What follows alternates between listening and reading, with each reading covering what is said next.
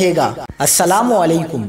بھارت کی 2 ریاستوں سے ٹکرانے والے سمندری طوفان گلاب کے پاکستان میں کیا اثرات ہوں گے، اس حوالے سے محکمہ موسمیات نے الرٹ جاری کر دی۔ کیا آپ حالات حاضرہ سے آگاہی حاصل کرنا چاہتے ہیں؟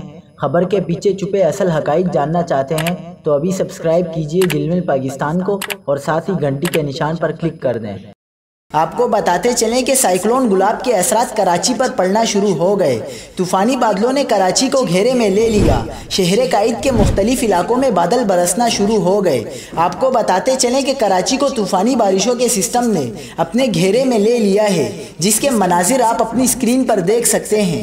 آپ کو بتاتے چلیں کہ ڈائریکٹر محکمہ موسمیات سردار سرفراز کا کہنا ہے کہ سائیکلون گلاب کمزور ہو کر ڈپریشن بن چکا ہے۔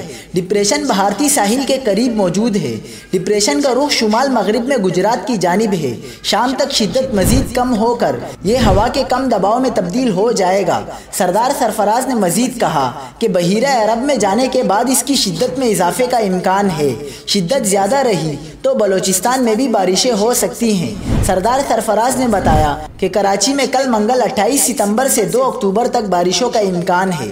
کل بھی تیز ہواؤں اور گرج چمک کے ساتھ موسلادھار بارش ہو سکتی ہے۔ شہر میں اربن فلڈنگ کا بھی خطرہ رہے گا۔